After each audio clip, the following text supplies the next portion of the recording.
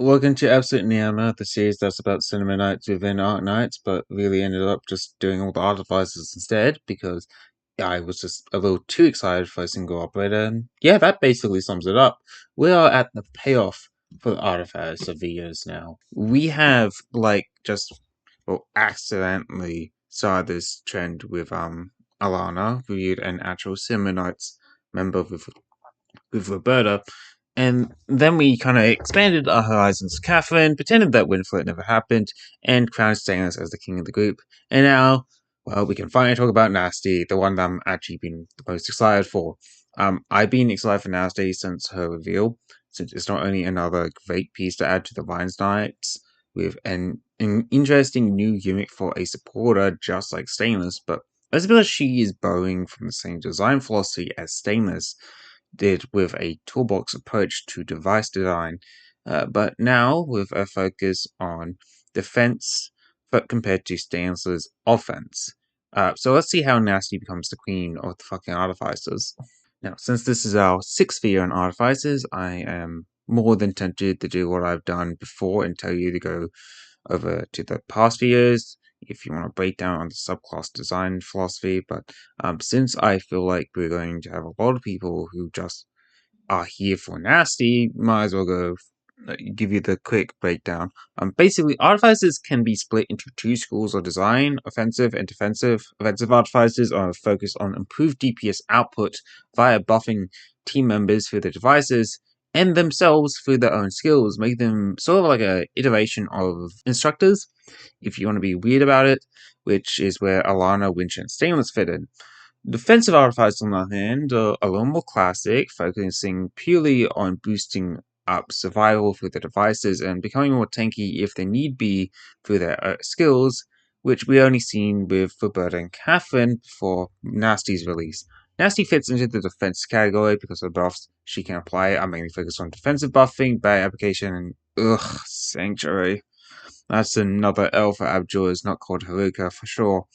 Anyway, that said, Nasti doesn't limit herself in only defensive buffing, as we will see soon, but that's her primary focus, so let's see how those talents help her in that goal. So, just like every artificer, her main talent is about her devices and dictates how many devices she can be on the field and how many she can hold on and so on. However, just like Stainless, constructions ahead devices are dictated by what skill is currently equipped, giving her the same toolbox approach as Stainless.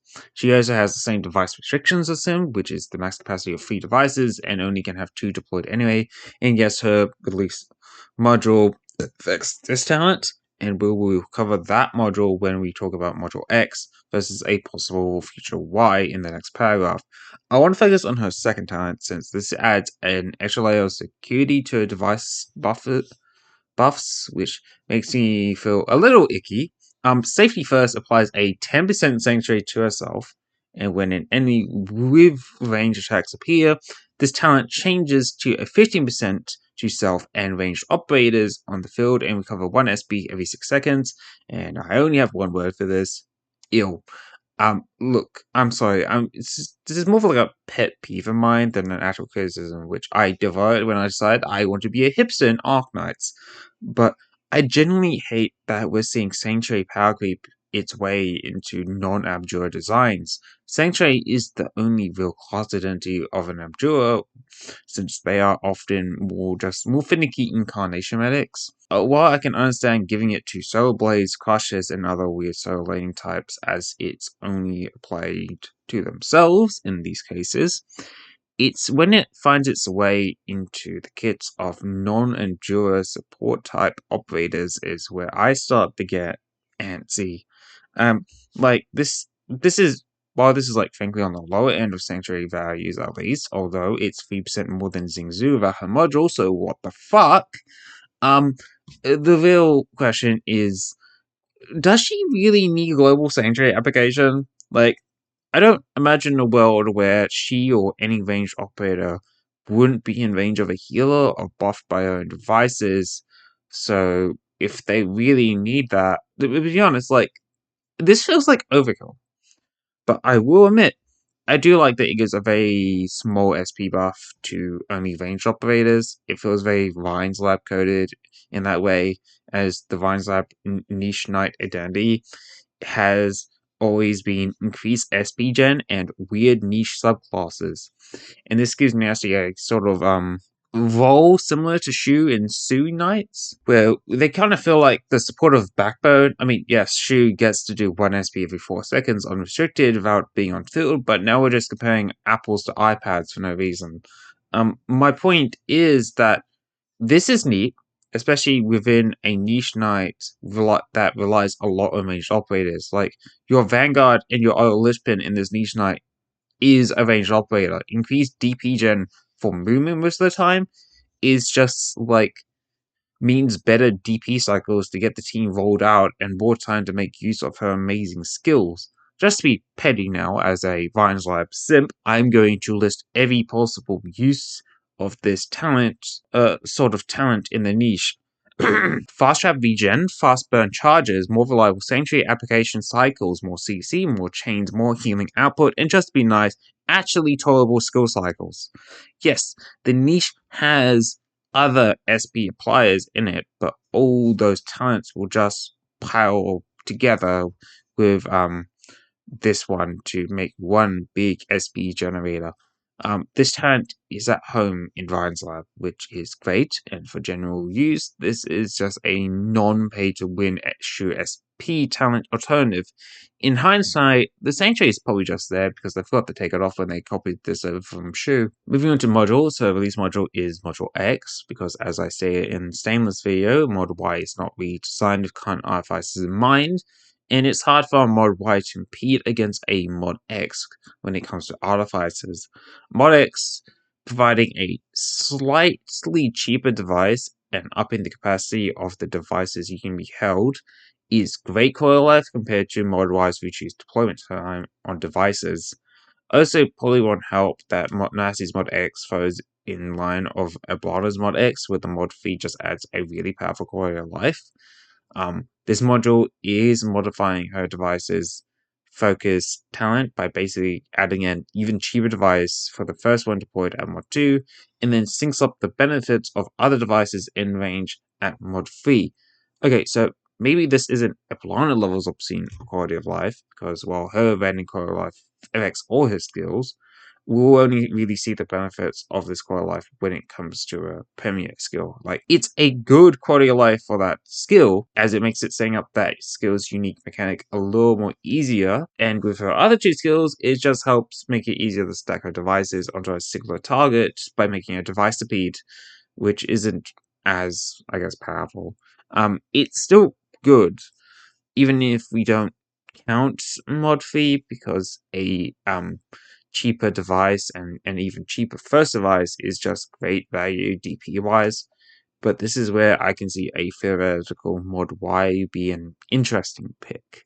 Since this mod Y would have to modify her SP generation talent, this could end up being a worthwhile module unless it ends up modifying a sanctuary, or it just gives her a way to apply a different kind of buffer fee, which is the bottom way of doing it. Like, honestly, if it lowers the time on the SP generation, or I guess adds another kind of buffer fee onto the SP generation part of the talent, I could see mod Y being better than her mod X. But now we're getting to the same territory of why Shu and her stupid drunkard sister can't have second modules. That's merely just too much value for a module. Either way, I think you should get a mod X to mod 3 right now, regardless, and we can actually discuss a real mod Y when it manifests later down the line in a future video. Our first skill is Fortify, and this is more like a variant of Stainless S1 and S2. Basically, we go from Stainless S1, but we're playing defense instead of attack, and with ST we are borrowing the hit all blood enemy gimmick and HP loss as a downside when skill is on. But there's a unique aspect to it. Basically, Fortify, when it's turned on, will then allow devices to apply a defense modifier and an extra block. And it's worth noting that yes, these devices can stack with each other, which means you can give 2 block to one operator with 2 devices. On the other hand, this makes me very happy, as someone who loves high block count, so having a way to throw it around is very funny. But on another hand, that Whiplash video that I've been sitting on for a while has only just gained several new paragraphs, so fuck my life. Anyway, quick stat rundown. The wiki doesn't list how much the defense gain for off skill on the devices, which are called quality inspectors in the skill, and my Nasti is already M9. So let's skip over that for now.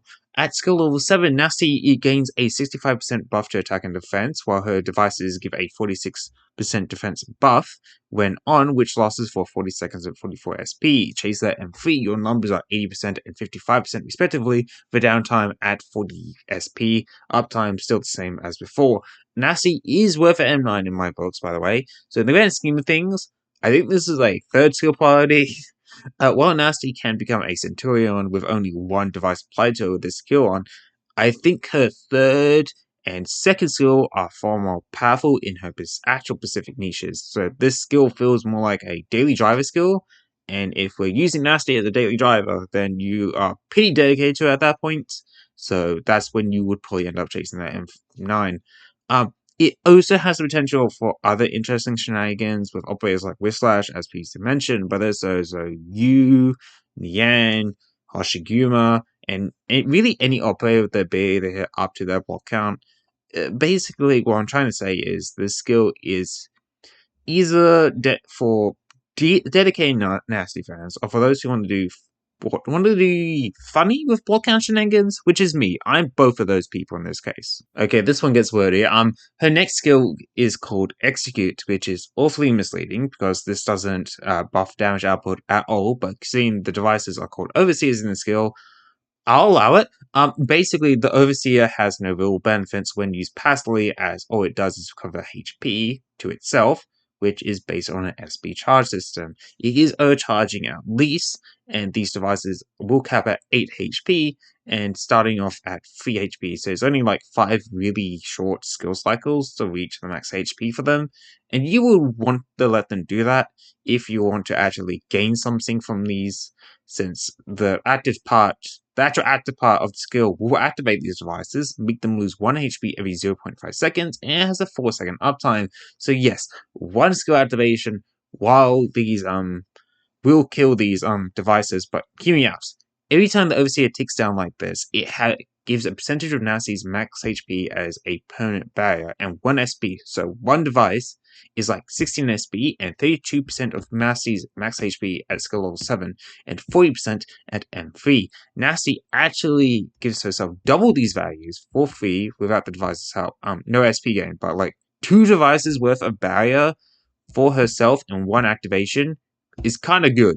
Let's just want to say, M3 might be a breakpoint for this skill by upping the barrier gained on both the device and self, but M1 is a secret breakpoint for this skill by upping the by pretty much just shaving off a SP from the device heal SP skill, which overall removes like 5 seconds of charge time for the devices. Like honestly, a part of me initially wanted to say this is a worse skill, which isn't much considering it's still an amazing skill regardless. Just in comparison to the other two, it seems great, while the other two are amazing.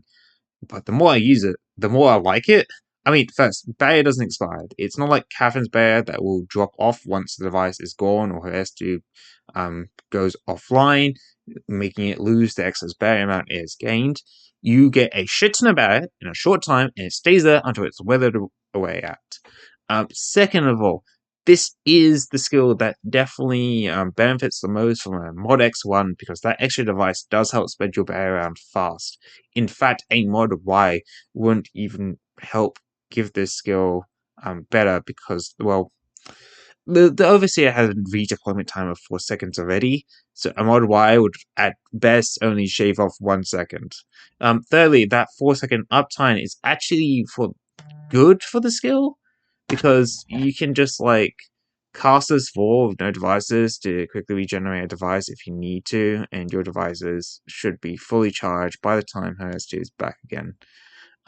Finally though, this is a large amount of barrier we're getting. I won't show you the mouse because I really don't want to do the mouse, but trust me when I say M3 level 90 Nasti with mod 3 is providing about 2,408 HP barrier for Nasti, 1,204 HP barrier for anyone else with a single device rotation. That's effectively a lot of free HP, and the fact that Nasti is getting that much barrier for herself without Overseer applied to her is fucked. I love it so much, and yes, she does have Catherine here, but I would argue Catherine still has the ease of use as an upside to her. I also like that we learned our lesson from Roberta S2, because one problem with that skill was that it's long art time, which means gaining more of her useful modelers meant waiting through her skill uptime and downtime to gain one. Here with Nasty is effectively only 36-second wait time for an Overseer at skill level 7 or 32-second wait at time at M3, and this is not even accounting if she is SB barring herself with her second talent. Basically, Execute is a very good at stopping the one thing the skill name is referring to. It spreads crazy amounts of barrier, it gives Nasty some incredibly strong tank power, and it still gives you even more SP generation value to your team. It's basically everything I love as a fan of defenders, because I would love to give them even more needless amounts of survivability. Okay, this one has actually a lot of words, so fuck my life. Our final skill is the skill everyone will know her for, Roosting Ground. This one comes with a lot of words, so let's sum it up like this. Her devices are known as Emergency Load Bearing Squad, and which is then split into two roles. You've got the High Ground Unit, which is the meat of the skill, and the little engineers that are in charge of making and then maintaining the high ground unit. What's interesting about the high ground unit is the fact that it's a deployable space for your ranged operators to sit upon. Little engineers will then continue to heal and upgrade this special high ground unit until they expire, and they're upgraded by effectively feeding it SP, and it's important to upgrade this high ground unit because of each upgrade, it gives the deployed operator on it a chunky buff to their attack and HP. That high ground can be upgraded 3 times, and at its final upgrade, it will stay deployed until it is destroyed. Not even nasty retreating will make the high ground disappear. It's a permanent fixture once it's fully upgraded, and yes, it can block, but it's only block 1. Going back to Nasty's actual skill here, when you activate it, it's giving Nasty a huge buff to her attack and defense and doubles up SP and HP regen supplied by the little engineers. To say this skill is stacked is an understatement of the year. I am just going to skip to M3 numbers because it's a mandatory M3 to be honest. I mean, seriously, M3 high ground unit is providing a 20% buff per an upgrade, which means a fully upgraded high ground unit is applying a free 60% to HP and attack. Meanwhile, Nasty gets to make away with a 160% modifier to her attack and defense, and of course, with a shorter skill downtime, this means you can upgrade the high ground unit even fucking faster. All of this is so stupidly obscene, and we haven't even touched upon the sheer potential of a deployable high ground tile. I'm going, for the sake of my sanity, cap this to Rhinesknights. But seriously, imagine all the things we can do like with what we have previously discussed before in terms of other Ryan's Lab employees. Like for Mumu, this makes finding the optimal Mumu tile much easier, but I don't imagine a world where Nasty's going down for Mumu when Mumu mod Y exists. Dorothy, on the other hand, suddenly that mod X is looking far more appealing because you can just force Dorothy into high traffic area with her free chain blasting traps to go mental with, and we're adding a large attack buff to her already obscene attack ratios. For Sans Alter, that makes getting her into an optimal position for a Sanctuary and Dreadnought protocol even easier for her, although the biggest winners is Ifrit, who we haven't discussed before, but this basically makes Ifrit viable anywhere and everywhere. With Roosting Ground, every tile is an Ifrit tile, and there's so many other amazing options for Roosting Ground outside of the Rhinesknights niche.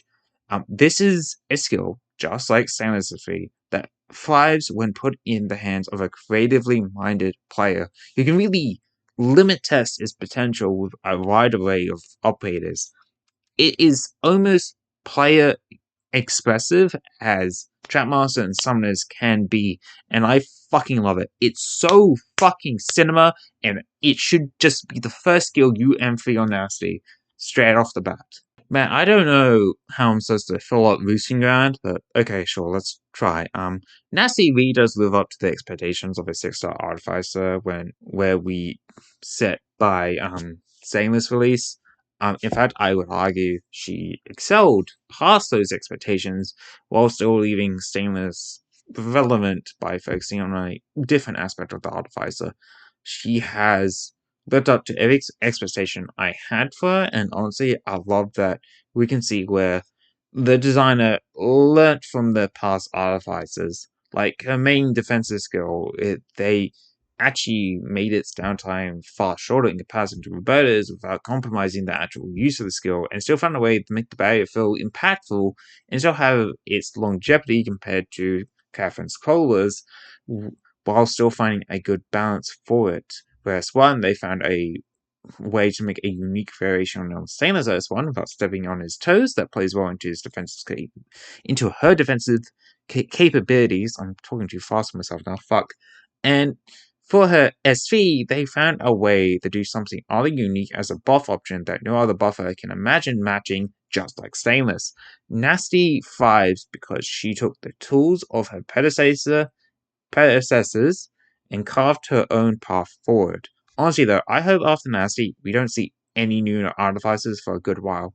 Well, I love artificers. I don't think there's a way to top Stainless or Alana or Nasty unless they want to do what they did for to Abjurers and make a 6-star that blends these two completely separate design philosophies together, and just like Haruka, make me hate them as so much for them doing exactly that. Basically, Nasty good. I love Nasty. Don't make Nasty X Stainless a thing, please. Thank you.